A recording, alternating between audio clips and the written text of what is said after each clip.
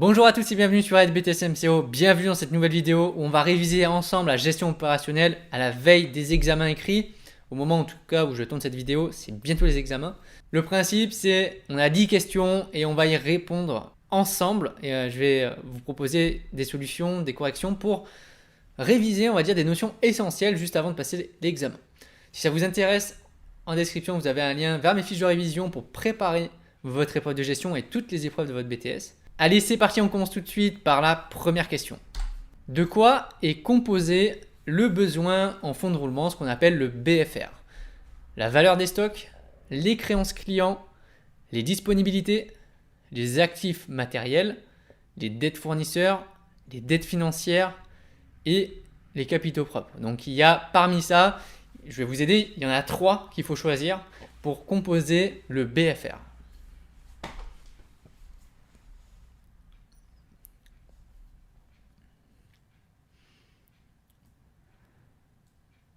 Alors les 3 composantes du BFR sont les suivantes.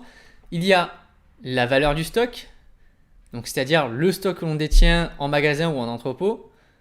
Il y a la valeur des créances clients, donc tous les délais de paiement qu'on a accordés à nos clients, il faut les prendre en compte. Et enfin, il y a les dettes fournisseurs, donc ce sont les délais de paiement qui sont accordés par nos fournisseurs. Ça peut être 30 jours, 60 jours par exemple. Donc là, on a la formule, le BFR, il se calcule de la manière suivante. On va prendre la valeur de stock auquel on va additionner nos créances clients et on va soustraire nos dettes fournisseurs, ce qui nous donnera notre besoin en fonds de roulement. Deuxième question, un besoin en fonds de roulement positif permet-il d'avoir un effet positif sur la trésorerie? En gros, est-ce que c'est bien d'avoir un BFR qui est positif?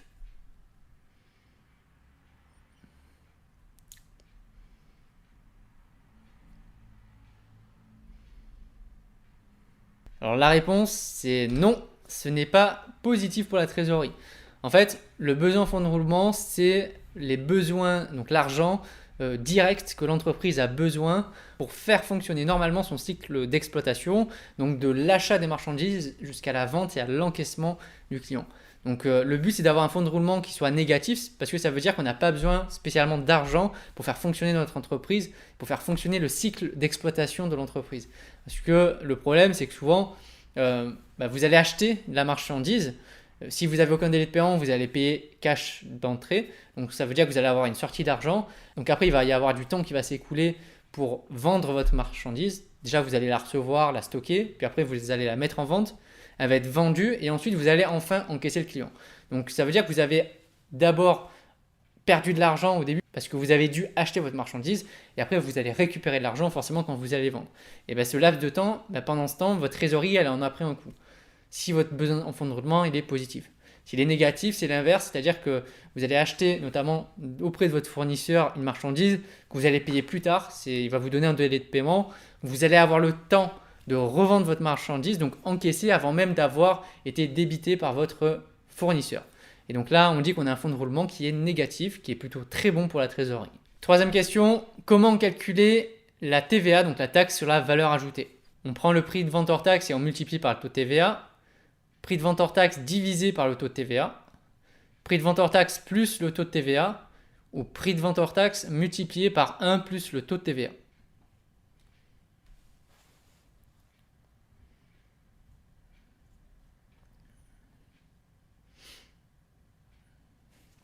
Alors la réponse, c'est la suivante.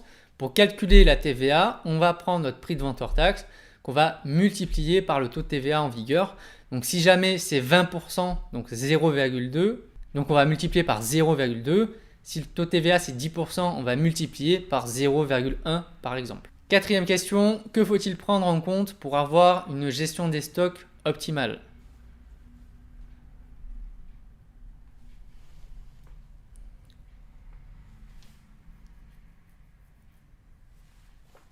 Alors pour avoir une bonne gestion des stocks, il y a plein de facteurs à prendre en compte.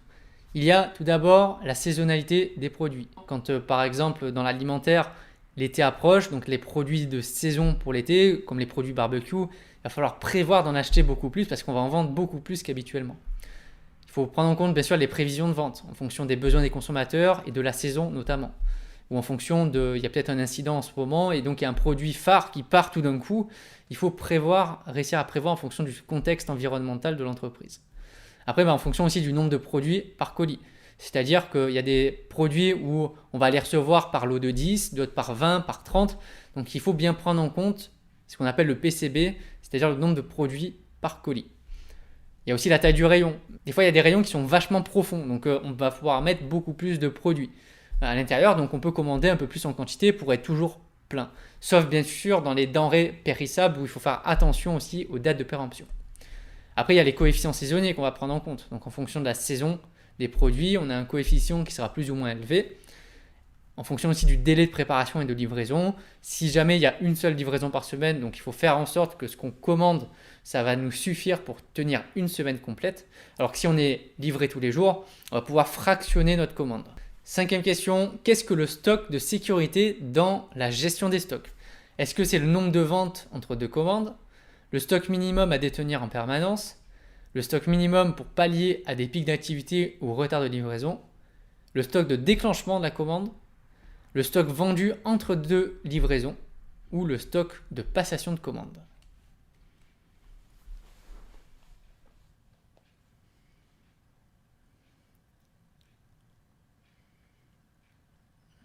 Alors le stock de sécurité, il y a 2 réponses valables, parce que ça veut dire à peu près la même chose.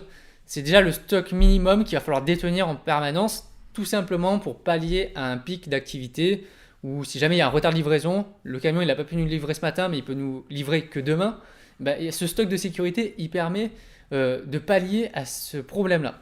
Ou si tout d'un coup, il y a 2 fois plus de personnes que prévu dans notre prévision de vente, notre stock de sécurité sera là pour assurer un minimum de stock, le temps d'être rapidement approvisionné. À faire très attention quand vous allez faire de la gestion des stocks, quand vous allez devoir définir le nombre de produits à commander, à bien prendre en compte ce stock de sécurité. 6e question, quelle est la méthode utilisée pour déterminer le chiffre d'affaires prévisionnel dans notre exemple?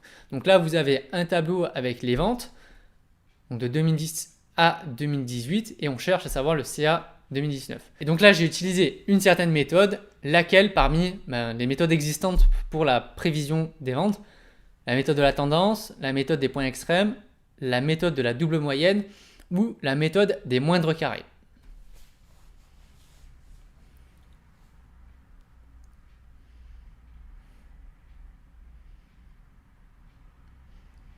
Alors pour cette prévision de vente, j'ai utilisé la méthode des points extrêmes.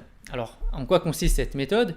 Elle consiste à définir 2 points, donc le point A et le point B, aux extrémités de notre graphique. Donc vous voyez, j'ai placé tous mes points en fonction du tableau. Donc pour l'année 2010, j'ai placé mon point à 65 000 euros.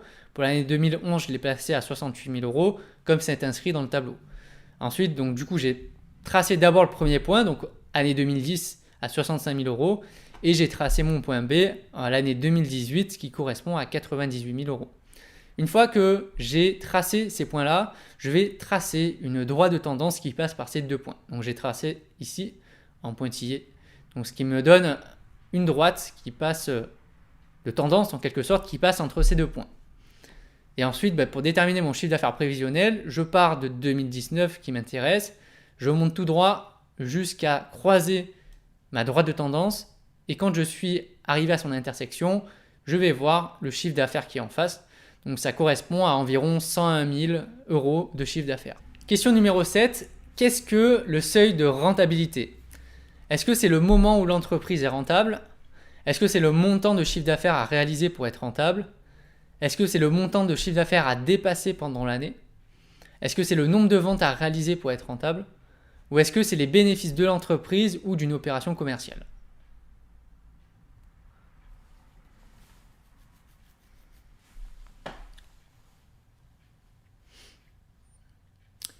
Alors le seuil de rentabilité, c'est 2 choses, puisqu'il existe 2 seuils de rentabilité.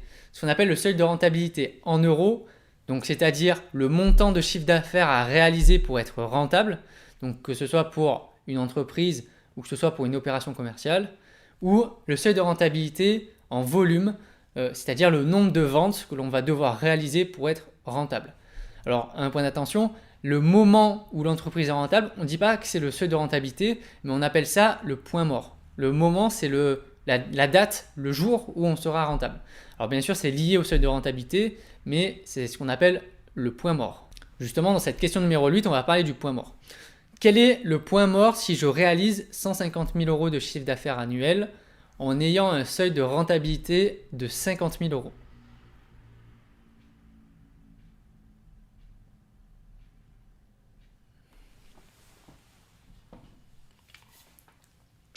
Alors le point mort de cet exercice, c'est 120 jours et je vais vous expliquer pourquoi. Pour calculer le point mort, il faut prendre notre seuil de rentabilité, donc qui est de 50 000 euros, et on va le diviser tout simplement par notre chiffre d'affaires annuel. Donc 50 000 euros divisé par 150 000 euros, qu'on va multiplier par 360 jours parce que on veut un nombre en jours, et là, comme on se base par rapport à une année, on multiplie par 360 jours. Si on avait pris les chiffres sur un seul mois, on aurait multiplié par 30 jours puisque un mois correspond à 30 jours. Et donc ça nous donne 120 jours. On part bien sûr du principe que l'activité est stable pour l'entreprise. C'est comme ça qu'on peut calculer le point mort. Donc sur une droite chronologique, on a notre année complète. On sait qu'on réalise 150 000 euros de chiffre d'affaires. Puis tout simplement, on sait que dès qu'on aura dépassé 50 000 euros, on sera rentable. On aura dépassé notre seuil de rentabilité. Donc 50 000 euros, c'est à un tiers. Donc c'est-à-dire qu'au bout du 120e jour, l'entreprise sera rentable. Question numéro 9. Si l'élasticité de la demande par rapport au prix est de moins 0,65, comment interpréter ce résultat? Donc là, je vous rappelle la petite formule de E de D sur P. Donc c'est la variation de la demande par rapport à la variation du prix. Est-ce que s'il est de moins 0,65, l'évolution du prix est proportionnelle à l'évolution de la demande? Est-ce qu'il y a une forte élasticité, donc une forte variation de la demande? Ou est-ce qu'au contraire, il y a une faible élasticité, donc peu de variation de la demande? Ou est-ce qu'il n'y a aucune variation de la demande?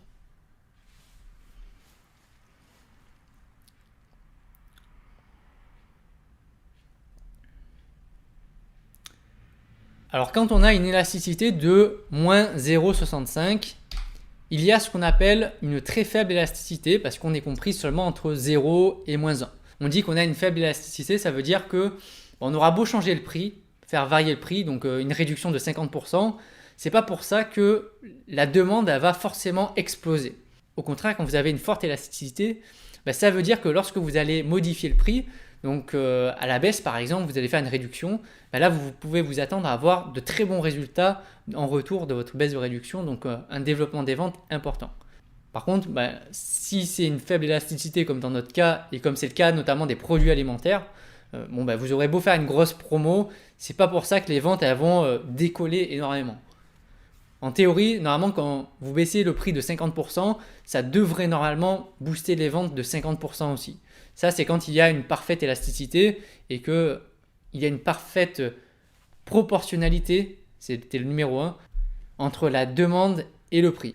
Question 10, et dernière question de cette vidéo, qu'est-ce qu'un objectif SMART?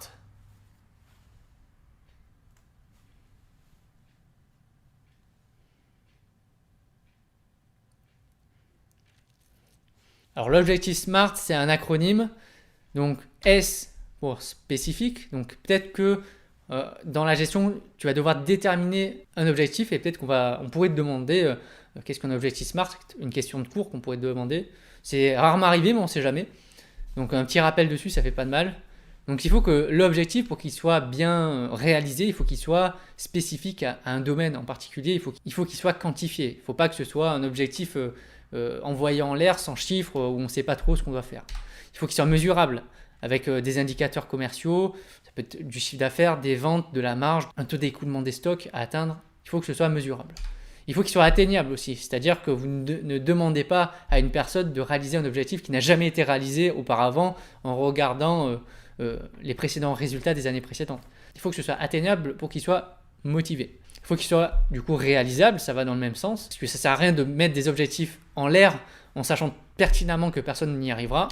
Et il faut qu'il soit temporel, c'est-à-dire qu'un objectif ne veut pas durer toute la vie. Il faut que cet objectif-là, il soit délimité dans le temps, ça peut être sur une semaine, sur un mois ou sur une année, et qu'on puisse faire ensuite un point sur cet objectif-là pour savoir est-ce qu'il a été réalisé et quels seront les futurs objectifs à l'issue de cette évaluation. On arrive à la fin de cette vidéo, j'espère que ça vous a plu, que ça vous a rappelé quelques points essentiels des cours de gestion. Bon courage à tous et bonne préparation. N'hésitez pas à faire un petit tour sur LBTS MCO pour préparer et réussir vos examens. Merci à tous, on se retrouve très vite pour une nouvelle vidéo. Bye!